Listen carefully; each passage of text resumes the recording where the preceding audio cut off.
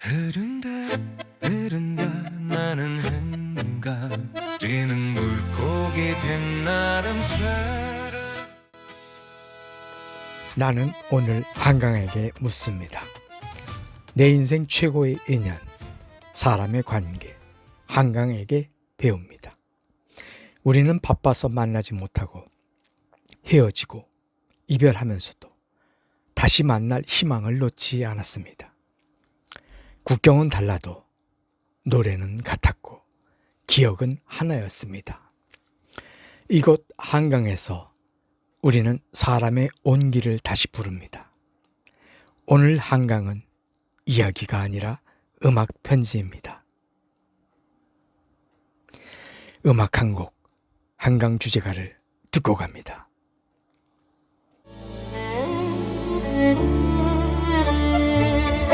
강 위로 불어오는 밤 우린 말없이 걷네.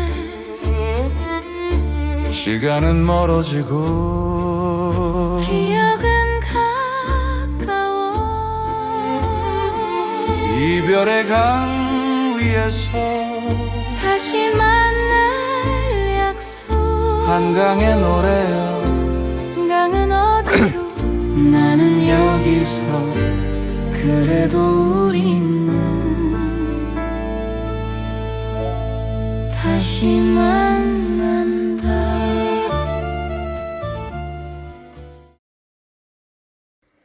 그리고 이제 오늘의 이야기를 시작합니다. 교실에 들어서면 먼저 밥 냄새가 났습니다. 조개탄 냄새, 김치 냄새, 도시락 뚜껑을 여는 소리. 1교시가 끝나기도 전에 절반은 도시락을 비웠고 점심이 되면 우리는 매점으로 달렸습니다. 누가 더 빨리 뛰는지, 누가 꽁치꼬리를 얻는지, 누가 누룽지를 교환하는지. 그 교실은 작은 사회였습니다. 가난했기에 우리는 서로의 냄새를 알았고 서로의 밥을 보았습니다. 그때 우리는 몰랐습니다. 이 밥 냄새가 훗날 한강의 기적이 될 줄은. 이 기억은 낭만이 아니라 생존의 기록이었습니다. 그 시절 한국은 세계에서 가장 가난한 나라 중 하나였습니다. 1961년 2명의 한국 청년이 미국으로 갑니다. 오퍼레이션 비스타. 그들은 세계의 지도자를 직접 봅니다. 미국 대통령 존 F. 케네디. 연설, 태도, 리더십. 세상이 누구의 지도력으로 움직이는지 그들은 처음 실감합니다. 그들은 영재였고 기죽을 만큼 거대한 리더십 앞에 서 있었습니다. 그러나 그때 그들은 보고 싶은 것만 보았습니다. 거인의 외형만 보았지 그 이면의 인식은 보지 못했습니다. 젊음이란 그런 것입니다. 악수를 하고 눈을 마주쳐도 등 뒤에 붙은 낙서장은 보이지 않습니다. 세계적 거인 앞에서 떨지 않고 손을 잡는 것만으로도 영광이던 시대였습니다. 이듬해 1962년 백악관에서는 노벨 문학상 수상자들을 초청한 파티가 열립니다. 이 자리에서 두 사람은 한국에 대해 다음과 같은 대화를 나눈 것으로 알려져 있습니다. 케네디 대통령은 당시 한국의 정치적 상황에 대해 골치 아픈 나라라고 언급하며 차라리 일본이 다시 통치하게 하는 것이 어떻겠냐는 식의 부정적인 견해를 내비쳤습니다. 이때 펄벅은 정색하며 대통령이면서 한국인이 일본을 얼마나 싫어하는지도 모르고 그런 말씀을 하시느냐고 강력히 반박했습니다. 그녀는 한국인들의 민족성과 독립에 대한 의지를 강조하며 케네디의 무지를 꾸짖었던 것입니다. 만약에 그 순간을 두 청년이 지켜봤다면 어떻게 그 말의 무게를 이해했을까요? 그러나 훗날 이 장면의 의미를 밝혀준 사람이 있습니다. 그가 바로 펄벅입니다. 펄벅은 회고합니다. 미국 대통령이라는 사람이 이 정도의 인식으로 세계 정책을 결정하고 있다니 나는 두려웠다. 그녀는 정치의 언어가 아니라 사람의 언어로 한국을 본 유일한 사람이었을지도 모릅니다. 펄벅이 본 한국은 이런 나라였습니다. 쓰러져도 부러지지 않고 다시 일어나는 갈대 같은 민족. 왕과 영웅이 아니라 이름 없는 백성이 역사를 지켜낸 나라. 가난과 전쟁 속에서도 노래를 만들고 아이를 가르치고 인간다움을 포기하지 않는 사람들. 그래서 그녀는 말했습니다. 한국은 동양의 보석 같은 나라입니다. 이 말은 외교적 수사가 아니었습니다.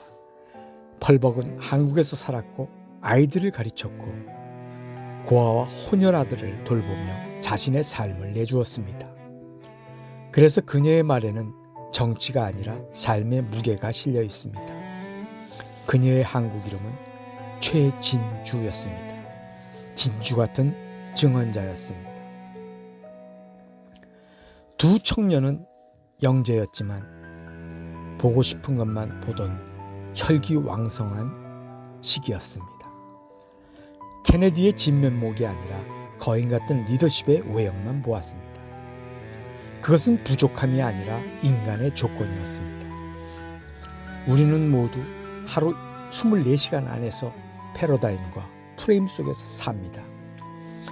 그래서 펄벅의 증언은 더없이 소중합니다. 이 사람은 한국을 너무 모른다. 아, 케네디야. 대통령이라고 미국에. 이 말은 비난이 아니라 깨어있음의 언어였습니다. 한강의 증언은 바로 이 지점에서 시작됩니다. 진정한 지성은 권력의 중심이 아니라 행간에서 완성됩니다. 그래서 한강이 말합니다. 한강은 보았습니다. 한강은 지켜냈습니다. 한강은 살아냈습니다. 전쟁의 시체도 보았고 아이들의 웃음도 보았으며 눈물과 노동과 기도를 모두 기억하고 있습니다. 한강은 아브라함이 후손을 낳듯 우리를 낳고 가르치고 배불리고 그리고 위로했습니다. 한강은 흐릅니다. 흐르기에 건강합니다. 흐르기에 오늘도 우리와 함께합니다. 다리 위에서 보든 뚝방길에서 보든 산성 위에서 보든 드론의 눈으로 보든 한강은 매순간 다른 색과 톤으로 우리를 만납니다. 그러나 단 한 번도 멈춘 적은 없습니다. 그래서 우리는 한강 앞에서 경외를 배웁니다. 이 다큐멘터리 한강 1편은 한국을 연구한 학자가 아니라 한국을 사랑한 한 사람에게 바칩니다. 한강은 말합니다. 우리가 잊지 않는 한 이 나라는 다시 보석처럼 빛날 것입니다. 흐른다 나는 한강 비는 물고기 빛나는 사람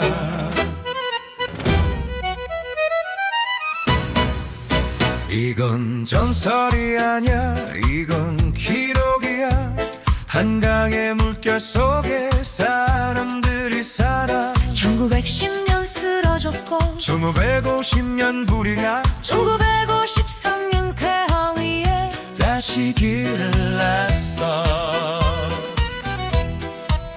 그래 나는 벗어 물과 물 위에 남은 사람의 발자국 연도는 흐르고 이름은 남아 물처럼 이야기는 앞으로 가 한강의 기적 하늘에서 온 게 아냐 사람의 선택 사람의 땅 한강의 기적 멈추지 않는 물기는 물고기처럼 우리는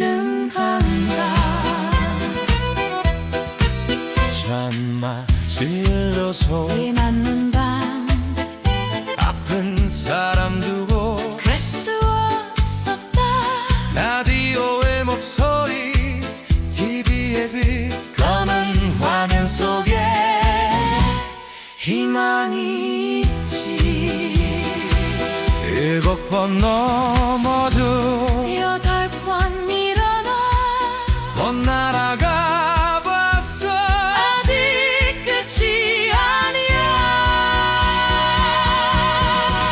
지편의 이름으로 누가의 눈으로 기록한다. 기억한다. 우리는 기록한다. 누가의 눈으로 기록한다.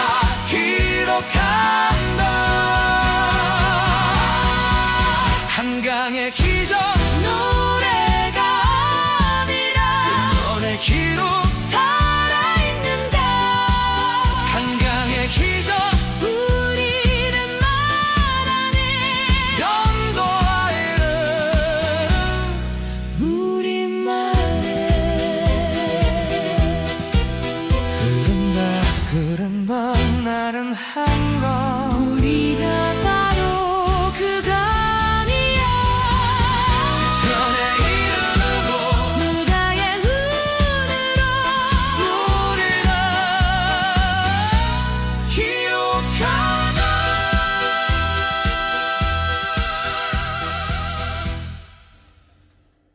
이 다큐멘터리는 보석 같은 나라라 불러준 증언자 펄벅 여사에게 헌정합니다. 그리고 한강처럼 다시 흐르기를 배우는 오늘의 한국인과 청년들에게 바칩니다. 다음 이야기에서 한강은 또 다른 질문을 던집니다. 인구는 줄고 출산율은 늘지 않습니다. 세계의 지성들은 한국의 미래를 비관합니다. 그러나 한강은 알고 있습니다. 폐허 속에서도 다시 일어섰던 이 민족의 기억을. 다음 편에서는 두 청년의 선택과 멘토십의 길, 그리고 한강이 길러낸 리더십을 따라갑니다. 한강 2편 질문하는 세대에서 계속됩니다.